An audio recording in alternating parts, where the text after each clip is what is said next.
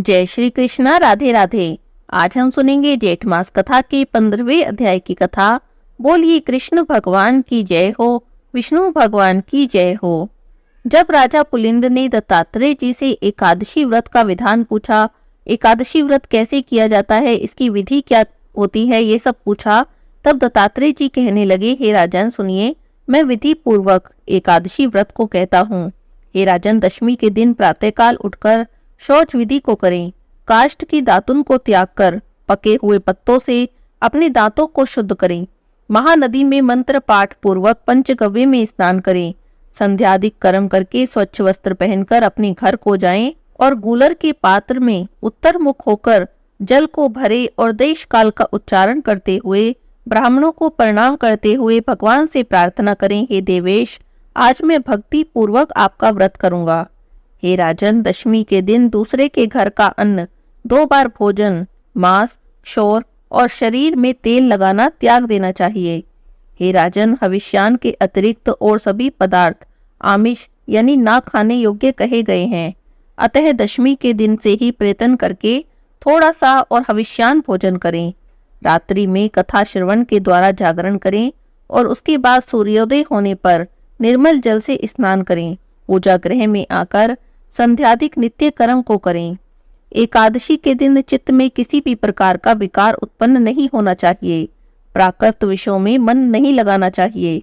सहस्त्र नाम का पाठ करें और तुलसी दल से भगवान विष्णु का पूजन करें। पुरुष सूक्त से और पावन मंत्रों से जनार्दन भगवान का अभिषेक करें। औषधि, मिथ्या भाषण, शयन, स्त्री के साथ वार्तालाप, क्रोध, कटु वचन, आलाप और काष्ठ के दांतों से दांतों का मर्दन, एकादशी व्रत के फल को चाहने वाला इन सब कर्मों को ना करे और प्रत्येक पहर भगवान विष्णु का पूजन करता रहे। इसी तरह से गाना और बाजा बजाते हुए सारा दिन और सारी रात व्यतीत कर दे और बहुत उत्सव मनाए। दूसरे दिन प्रातःकाल उठे और स्नान आदि करके जितनी भी द्वादशी शेष हो उसी में भक्ति युक्त चित्त से पारणा करे। पारणा ना करने से पुण्य की हानि होती है और एकादशी व्रत अपूर्ण रह जाता है। इसीलिए सर्वप्रयत्न से द्वादशी में पारणा करना शुभदायक होता है।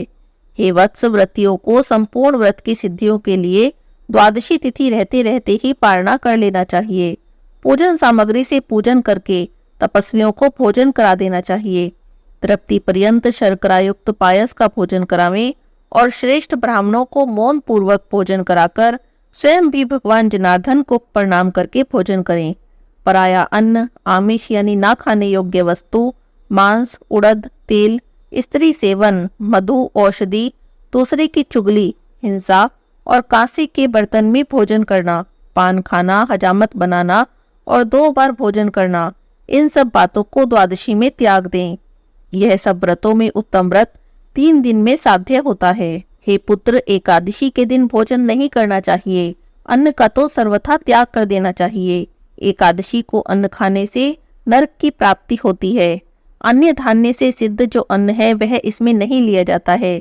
जो मोहवश एकादशी के पारण के समय पर्याप्त द्वादशी को धान्य का भोजन करते हैं, सो चंद्रायन व्रत करके वे पापों से मुक्त हो जाते हैं। हे वत्स, तुमने जो पूछा है उसका उत्तर मैंने तुम्हें दिया। तब राजा पुलिंद कहने लगे, हे तात, परम अद्भुत जो रहस्य कहा है उसके अनुष्ठान के लिए तो मुझमें शक्ति नहीं है। तब दत्तात्रेय जी बोले कि हे महाबाहो, मैं परम अद्भुत रहस्य तुमसे कहता हूँ जिसके अनुष्ठान मात्र से समस्त कार्य सफल होते हैं। हे पुत्र, ज्येष्ठ मास के शुक्ल पक्ष की एकादशी को तुम निर्जल व्रत करो। इसके करने से सब पूर्ण हो जाता है, इसमें संशय नहीं। तब राजा पुलिंद बोले कि हे दत्तात्रेय जी, जेठ मास की एकादशी निर्जला क्यों हुई?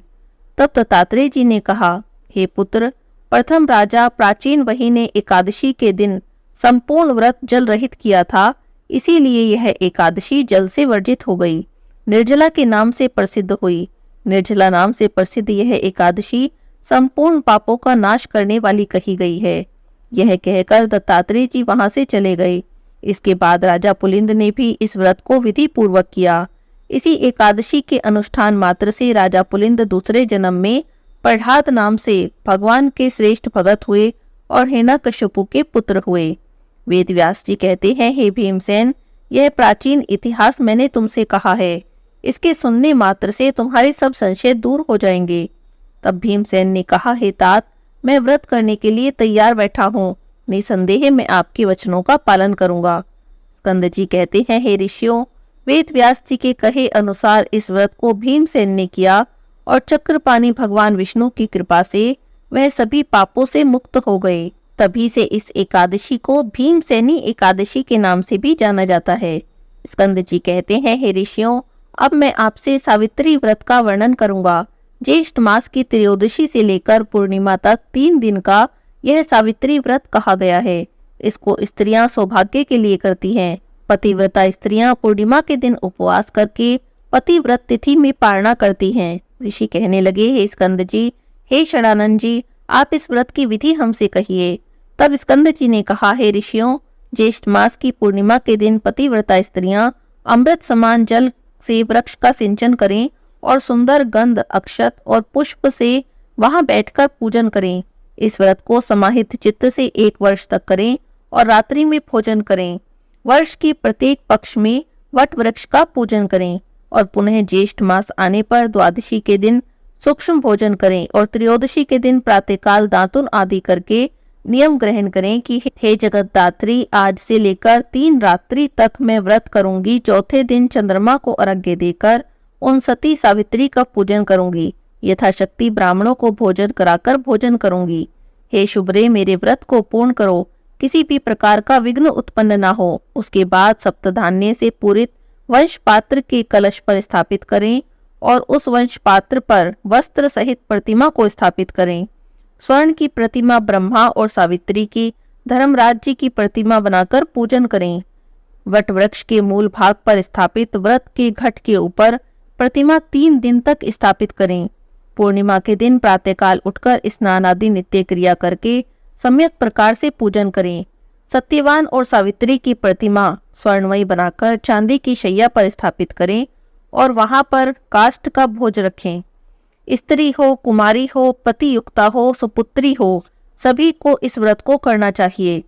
अर्घ्य का मंत्र है, हे ओमकार पूर्वके, हे देवी, हे वीणा पुस्तक धारिणी, हे पतिव्रते, हे महाभागे, हे वंदी जाए, हे शुचि स्मृते, हे दृढ़ मते, आपको नमस्कार है। हे वेद गर्भे, हे निमित्त प्रिय भाषण करने वाली, आपको नमस्कार है। हे सुव्रते, आप अवैधव्य, सौभाग्य, पुत्र, पौत्र और सख्य यानी मित्रता का सुख प्रदान करें। हे सुव्रते, आप इस अर्घ्य को ग्रहण करें, मैं आपको नमस्कार करती हूँ।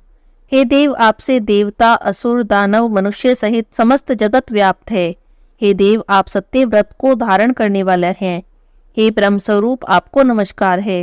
हे वैवस्तव, आप समस्त लोकों के कर्म साक्षी हैं, शुभ अशुभ कर्मों के विचार करता है। आप इस अर्घ्य को ग्रहण करें, आपको नमस्कार है। हे धर्मराज जी, आपको नमस्कार है। हे धर्म रूप, आप धर्मराज हैं, पितरों के स्वामी हैं, समस्त जीवों के साक्षी भूत हैं।